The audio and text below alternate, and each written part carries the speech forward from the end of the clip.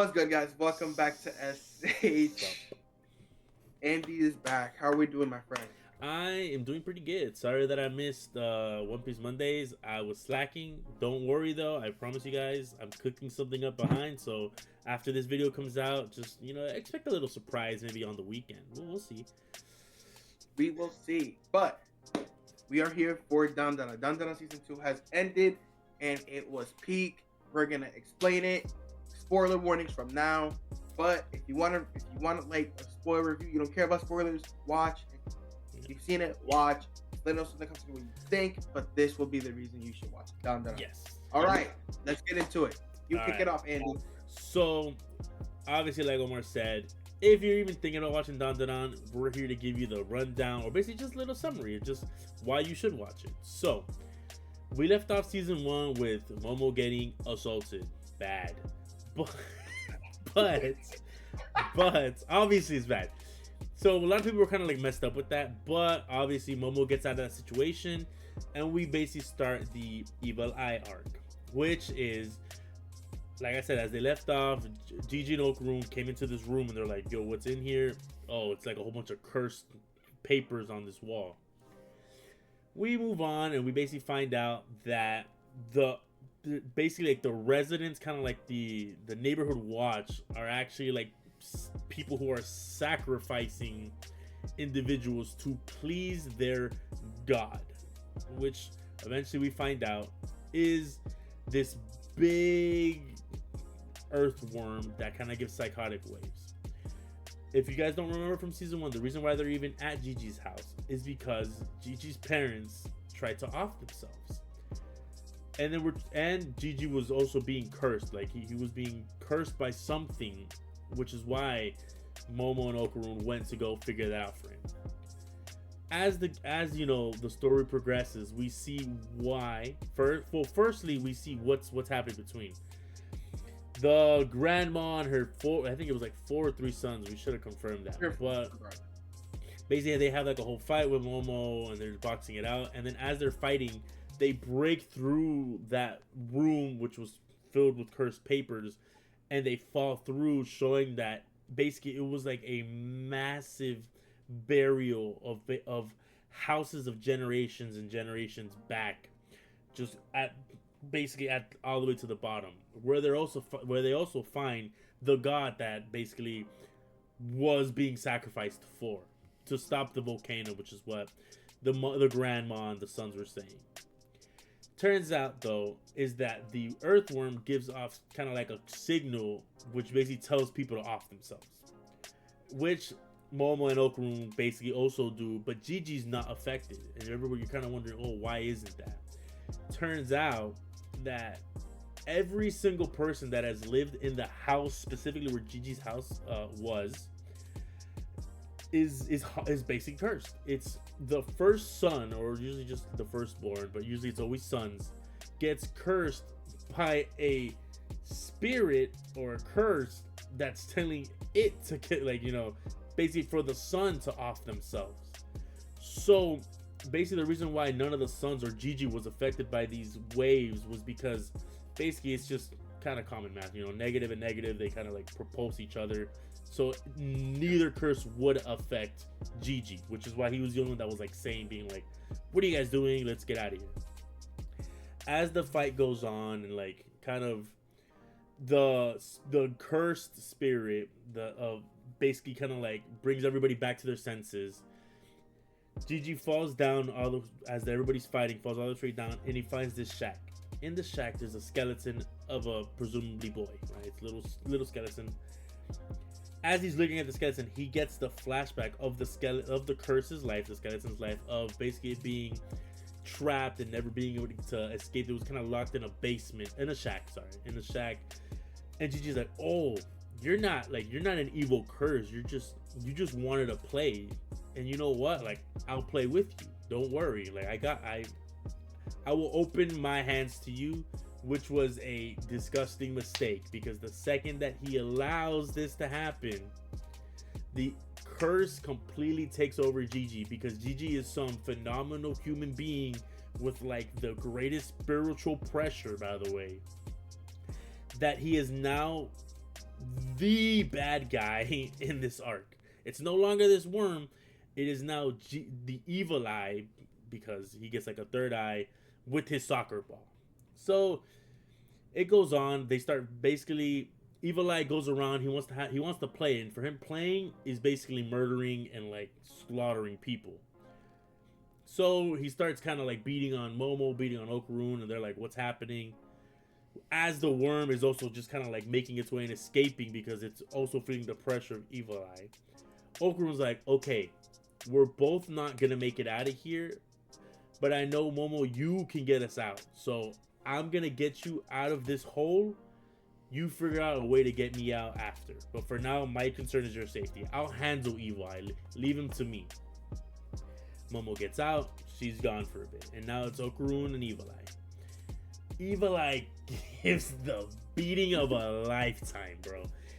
I've never seen someone get dogged so hard. But it's tough because he's like, you know, Okarun over here with the speed blitzing and he's going as fast as he can.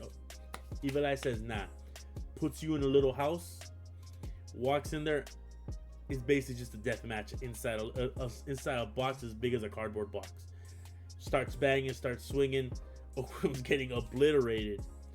But you know, my dog, you know one of the main protagonists gotta come out tough and say, "You put your hands on Momo in front of me. Get ready to get hit with 100 squats, buddy." Boom, boom, boom, boom. 100 squats, Evil Eye's down. Okarun's like, "I'm gassed. Momo, you got this. You'll come save me." And then we go to what Momo has to do to get everybody out, which I'll leave to Omar. Yeah. So at this point, Momo comes to the realization that the curse was just trying to stop the volcano, and the way they were doing it was just a really fucked up way of doing it. So Momo says, all right, in order to kill an earthworm, she has a flashback to Gigi explaining earthworms don't like water. Mm-hmm. And so that's why they go up to the surface and they die to the sun. Yep. So now so she starts a fire, sets Gigi's house on fire. So now the fire department is forced to come over to put out the fire. She uses one of those hoses to plunge the hole that they were in with water. So it comes to this point where the earthworm reaches the surface, and now Momo is real. So now she uses the setting sun. So she was on a time limit to kill the earthworm, which she does. But by doing that, she frees the mom and the three sons, or the grandma and the three sons, or whatever it was, that were eaten by the earthworm when they fell into the hole. So now, at this point, the earthworm is dead, but Evil Eye comes out. Mm-hmm. And she's now worried about Okarun, like, what happened to Okarun? But at that moment, the priest, that she had talked to a priest earlier, that wanted to become a YouTuber, Bootuber, damn it, this is the second time, Bootuber. And saves her. She goes, "Oh, you can throw hands. What is this?" And also at that same time, the space alien that always ended his words with "these," a picture right here. Yep. Also ends up throwing hands, and it's like, yo, where are these characters coming from? The grandma shows up and says, "Hey, I'm sorry. I'm gonna help you because if I knew Evil Eye was here, I wouldn't have sent you by myself." Yeah. And so, go ahead. All right. So Omar did miss a real quick part where it's like after the earthworm gets killed, the volcano completely gets set off. Hold on. Yeah. Okay, my fault. So the volcano erupts, and she sees magma from where the house was starts to rise up, and she goes, "Bro, what is this?" She goes, "Hey, I'm gonna plunge it. I'm gonna go inside." And he said, "Hey, now there's a UFO. These alien has a UFO that she helped use the earthworm to spray the volcano to stop the magma from flowing into the town. While So she plunged the earthworm into hot springs and used it as a host, essentially. But at the same time, she goes, and then the alien is able to rise like a cocoon so out of the magma, and it reveals that Okarun survived. And we see a bit more of the romance, which is a big reason I love Dandadan, the romance aspect, where Okarun's he like collapses a little, and he goes, oh, like, and like ends up falling into her arms. He goes, oh, I'm sorry, I didn't mean it, and like she hugs him back. She goes, and she apologizes for not being able to save him. Then Okarun apologizes for not being able to um stop Evil Eye or help Gigi, and they also reveal that, hey, we also brought the skeleton, which encloses Evil Eye. Yeah. Now I pass it back to you, my friend. So basically, after the whole fights, there's, like Omar said, a lot of rom-com moments where it's like on the van going back home, Momo puts that little pinky on Okarun, and Okarun's like, hey, I don't know that game, and Momo's like, shut the hell up, and for rom-com fans, it's like hits you home, you're like, damn, like, oh, okay. But then the issue is that Evil Eye isn't gone. Gigi is still 100% possessed. So as Omar said, the moving doll basically kind of like wrapped itself around Evil Eye to make it contain itself so it can't move anymore, because it was also powered up with Granny's like curse seals. But then they start figuring out, after the doll gets covered with, I think it was hot water, and they hear Gigi, and they're like, huh? They open the mask, and it's Gigi instead of it being Evil Eye. And that's when we start having kind of like for OG fans, it's a Rama 1/2 reference. It's greatly done, where it's hot water turns Evil Eye to Gigi, while cold water, actually not even water, cold liquid turns Gigi into Evil Eye. So now they're trying to figure out, okay, what do we do? Like, we have to get rid of this. And then they decide, well, the first try is, Omar's talked to me first, is one of his favorite parts about the music, which is they decide they're gonna exercise Evil Eye. So Omar, how did you like the musical number? Listen, I'm traditionally not a fan of like rock music and music like that, but it for whatever reason, it was extreme. I loved it. It was really good. And I thought at this point we should also probably talk about the opening. Yeah, bro. The opening was also really good. I'll be honest, I really messed with the opening, but for some reason that ending is what really, like, I actually preferred the ending a lot more, where it's just like everybody's like, Joe tonight, and I'm like, oh bro, I should be moving. I gotta get out of bed. But Dandadan music, I'm gonna give it to them. They cook. Whether it's opening, in the middle of the show, or the ending, bro, they gonna cook with what they're making. So as you know, the exorcism's going on, Gigi's like, no, I don't want this to happen. Like, Evil Eye just wants to make friends. Like, please don't get rid of it. Don't basically kill him, don't get him out. Which then Momo and the Granny are like, all right, we're not gonna exercise him, we're gonna make him a part of our family, because that's what Gigi wants. And they sympathize. They didn't want to get rid of him, because in the end, the evil eye wasn't. He just didn't know how to basically live, because its life was cut short. It was yearning to go play, and that's all it understood. That the way that he played, which was like fighting and damaging things, was for him just basically like playing tag. So then we go through kind of like 3-4 episodes of just different scenarios of, okay, is this gonna work? No, it doesn't. And then the Evil Eye comes in, has been destroying the freaking house the whole time. It gets to the point where Evil Eye like basically almost kills Momo, but Momo was able to like spit water into his face to turn him back to Gigi, which is what makes Okarun be like, okay, I have to get stronger. It's time for my training arc. Which, back to the music, we're going to school and we're gonna go fight Beethoven, Mozart. Like, what is, like, we're gonna figure out rhythm. You know, it's like LeBron James tango type of rhythm, and it's just like, all right, I guess if it works, and it worked because Ira and Okarun were out there training.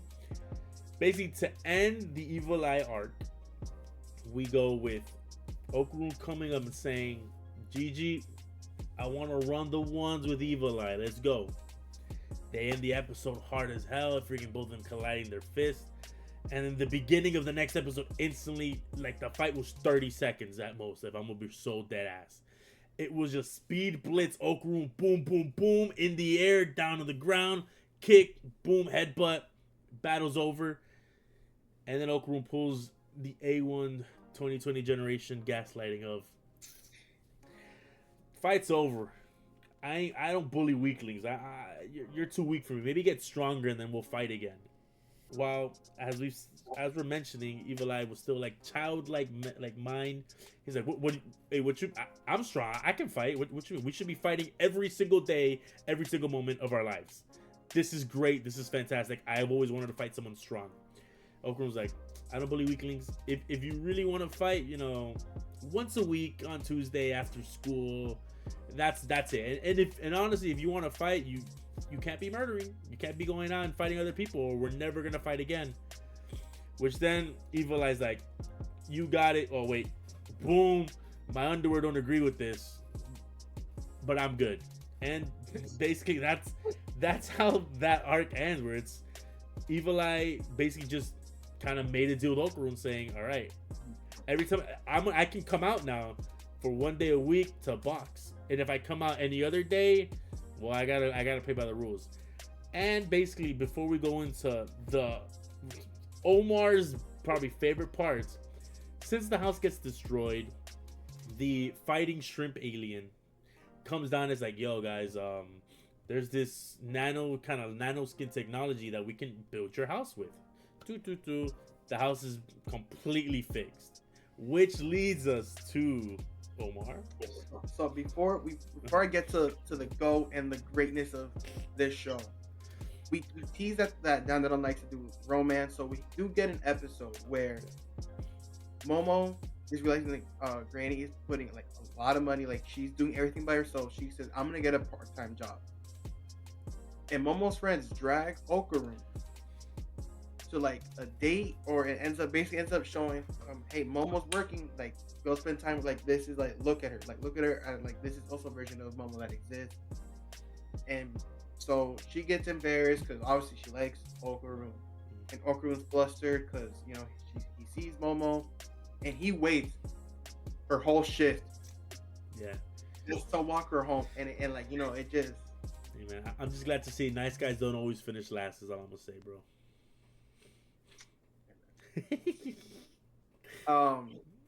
So yes. So now, the last 30 seconds of episode 9, we see this goofy looking ass character with glasses, and like he sings a part of an old anime song, and it sucks for me because I didn't know, because I watched all of Dandadan in one night. Mm-hmm. So I sat there for like 30 minutes at like 1 in the morning trying to figure out what song it was. And it would bother me so much. I was like, you know what? Hopefully it'll hit me one day. I'll move on to episode 10. So episode 10 opens with Kita singing the whole song. Here Comes Char. And it's like, it's from the original Gundam series. The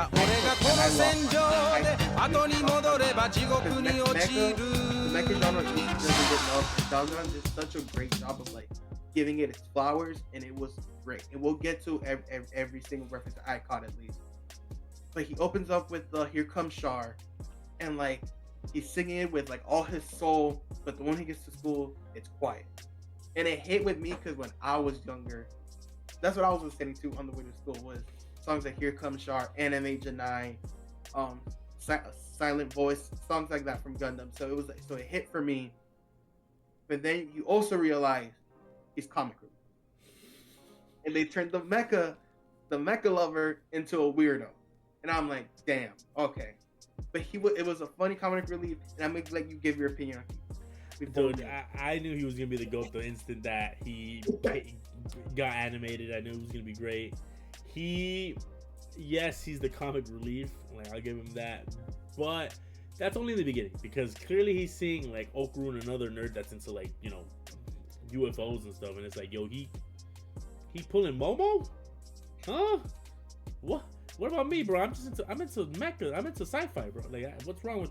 And then basically, for people who don't know, in case you're watching this for the first time, whole series is about getting Okarun's kintamas, which is obviously in Japanese just means golden balls, which translates to, actually family jewels, which translates to his balls.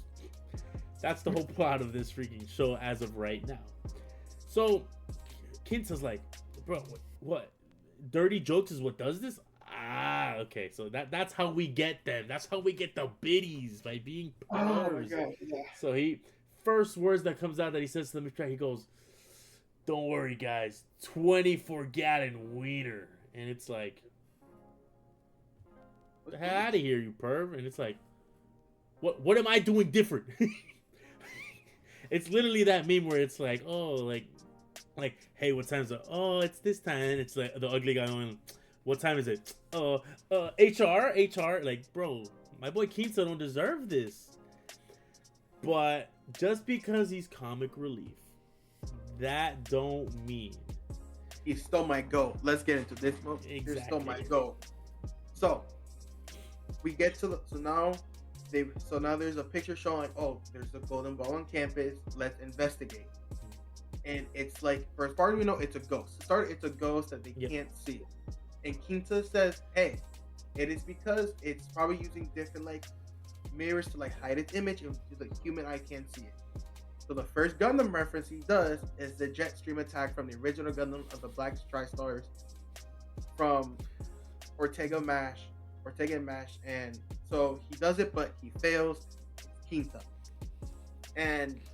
but it reveals it's a kaiju. So they beat the kaiju in its small form, but it eventually grows into a monster. And they're like, yo, what are we gonna do? They panic. And now Gigi, because of some random piece of Kinta also, because he was sweating, transforms Gigi into Evil Eye. Yeah. So basically, at this point, where it's like when the kaiju starts to get big, I guess whenever there's like alien attacks, they get sent to a different dimension where nobody but people with basically like spiritual pressure, or I guess people in the vicinity, get transported to. So at this moment, Momo, Okarun, Ira, Gigi, and Kinta are fighting and escaping this kaiju. Basically, they're like, okay, Gigi, grab Kinta on your back and we'll reconvene at the house. So as Omar said, they're running. Kinta's like, oh, what the hell was that? And it's like, Gigi's like, hey, let's not get that sweat on me. You don't know what's gonna happen. And Gigi's like, what the hell? You handsome guy, how dare you? Boom, slaps him with sweat. And he's like, Gigi out here freaking like controlling it with every fiber in his being. And he's like, all right, I got it, I'm good. Thank God. Let's not do that again. Before he can even finish the sentence, Kinta goes, huh? Hits him all with sweat. Gigi turns to Evil Eye, and leaving Iro, Momo, and Okarun fighting. And then eventually, they're like, okay, we can't beat this guy. Okarun just used his like final. He's in normal form now. He's no longer in that goat form. Let's run away and get to the house. And at the house, I'll be honest, when I saw this scene, when I knew this scene was happening, I was like, Omar is losing his mind. And he'll tell you why. Yeah, so the house was rebuilt with the nanoskin. Yep. Mm-hmm. Little nanoskin. With the nanoskin cube. So now they say, okay, we can turn this to whatever we want. And Kinta says, okay, I can use my imagination to do this. Let me cook. And you see the little symbol forehead that Gundams love to use. And he says, this is gonna be the Zeta. So like the moment he says Zeta, I'm like, bro, he's gonna cook. I don't know how they're allowed to do this, but because of Momo, thought big, it was a Buddha statue. Yep. They can't move the Buddha statue. So it's getting his ass kicked. Momo and Evil Eye end up getting ejected out of the robo, out of the robot. And by the way, the as you see the house transforming, and they're like, bro, it was so elite. Like you see Yeah, them going I will through. say that was fire. I don't know what it was, but it was fire the way they freaking Bro, like. I love Mecha so much, bro. And it's like, it's insane. And eventually, Kinta goes, "Wait, it's my imagination. I do this. This is what I've been waiting for." So he takes full control, and like Momo tries to talk to him on the screen. He swipes her off and says, "This is my robot. This is my time to cook." And he like gives glimpse, like he uses attacks from a whole bunch of mecha anime. You see Dimus with the Repu Densuki, you get Combatler V, you get Voltes 5, Mazinger Z, all like you, and he's gonna flash them up, the robots. And it's like he ends up like doing a lot of damage, but Momo realizes, hold up, if I can use my imagination, I can use my powers to also contribute. Because Kinta, also being Kinta, loses. It was his first time fighting. I'll give him that. I'll give him that. It's fine. And Kinta also says, because now Momo's also complaining that she's gonna throw up, and Kinta says, "Hey, y'all not built like me. I knew from one moment in my life I was gonna pilot robots, so I went through roller coasters, hanging upside down. I did everything to make sure I can handle motion sickness." Yeah. But eventually, the Kaiju does them getting defeated. Yes. So the Kaiju gets defeated by basically, let's be real here. It was Momo and Ira wrapping him up, and Momo hitting him with the nastiest power bomb that you'll ever see in a while. I love the way that her finishing move is the power bomb, by the way, because I know she's done that like multiple times. I feel like that was like the second time. So as the Kaiju's getting defeated, we go to basically just the last little 6 minutes of the episode. It's Kaiju's getting defeated. Kaiju goes from going big to getting small and smaller and smaller.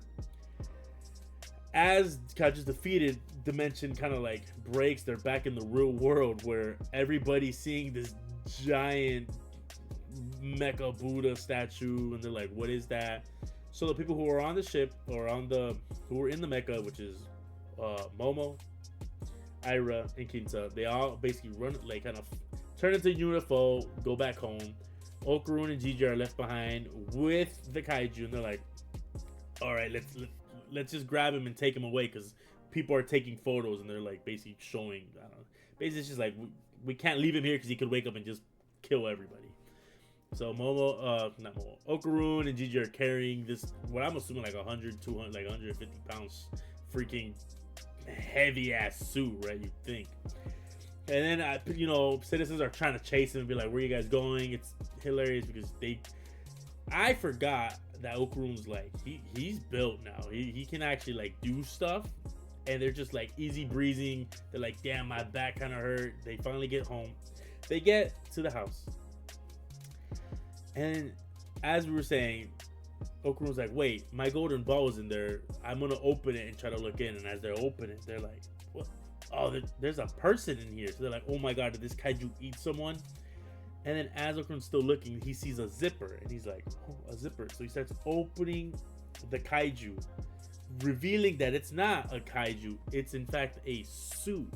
And as they finally open it, what do we see but what we can presume a alien woman, alien girl.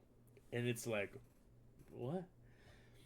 Which then reveals the cliffhanger of season 2, which is Momo, after being motion sickness and throwing up after finally getting home, crawling out, asking everybody, "Hey," going out to be like, "Hey, Kinta, can you please rebuild this house?" The second that she looks up, she sees her man, unofficially, but her man, Okarun, locking lips with some chick out of the Kaiju suit. Her reaction was so dumbfounded that she crushes the nanoskin and completely blows up the house behind her. And that's why we love Dandadan, because we got some kick-ass, bomb-ass fights. But the cliffhanger that we're leaving on is the most rom-com cliffhanger of like new girl kissing the male protagonist and the crush of the female protagonist. And that's how we end season 2. I completely love the difference between season 1 and season 2, because season 1 was like, oh, Momo's getting assaulted, the cursed room, to my man's locking lips with some random chick. Like, only Dandadan can do that type of stuff. But talking about that, Omar, because leaving on a cliffhanger, because I know you're anime only. What are you expecting? What are you expecting season 3 is gonna be about? All right, so I know Momo's gonna end up losing her shit. Yeah. So she's probably going to attack the alien girl. And because Okarun being Okarun, you know, his eyes were open, which means he was caught by surprise. He's gonna be dumbfounded and flustered, so he's not gonna do a damn thing. So we're gonna get an early fight. But outside of that, I'm ready. You know, Dandadan's over, bro. This is Gundam time. Like the mech, like this, like, because if this was base Kaiju, like what the final bosses are gonna be, what like the upgraded villains are for season 3, I'm ready to see what Dandadan has in store for mechs, or whether it's like still. Regardless, I'm happy. Season 2, like I don't know, I'm just super excited. I love the romance aspect of what Dandadan is gonna be. Maybe Momo realizes this is her time, that she needs to be more direct with this motherfucker, because like, you know, they're both just too embarrassed, like, because like they're two complete separate type of people, so you never know, like, oh, like am I right for her? Is he right for me? This, that, or the other. That's what I think is to come out of season 3. I'm super excited. Yep. So, you know, forget Dandadan, we're Gundam now, everybody. That's right. Official statement by Omar. But I guess, Omar, since this is a review, out of 10, how are we feeling?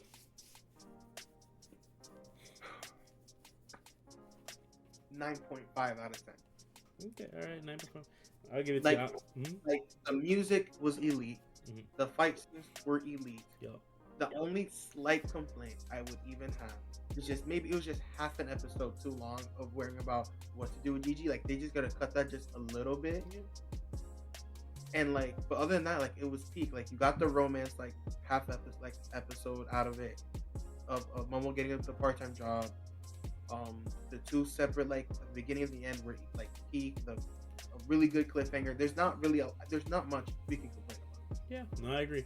Yeah, no, I'll give it. I'll probably give it a 8.7, kind of leaning toward a 9, just because you are right. Everything went perfectly well. They know what direction to take Dandadan to make it unique, to make it feel as if it's something completely brand new. And that's all we can ask for. But like, I agree with you. I did feel like some episodes were a little bit, you know, you gotta extend it a bit because you have to get the story going. But no, I don't have any real complaints. I just, you know, I know what the future holds, so I know that I'm gonna hold off on my 10 out of 10. So, you know, I gotta hype it up for Omar because he but we ain't gonna have to wait too long because I'm assuming it'll be out by next year. And yeah, guys, that's probably all from our review. But you know, maybe when Dandadan comes back for season 3, if you guys want us to do instead like weekly reviews like we're doing with One Piece weekly, you know, maybe on Dandadan Thursdays, let us know in the comments. If you're even thinking about picking up Dandadan, you know, let us know. If you have any animes that you want us to review or you want us to watch, we're here. We will see you guys probably this Monday. Again, I cooked something up. I'm gonna cook something up for the weekend for you guys, so a little surprise. Next week, I do believe, though, we're finally coming back for the OG subscribers who said, "Big O NBA Omar, where's the NBA?" Hey, we're in October now. It's coming. It's coming. You know, trust us. We got you guys. Don't worry. So make sure to stay tuned, guys. Please like, share, follow. Dude, just let us know anything in the comments, bro. You could say that we're, I don't know, garbage. It's fine. Just spread it around, bro. Any publicity is good publicity for us. But that's everything from us, guys. We'll catch you guys on the next one. Peace.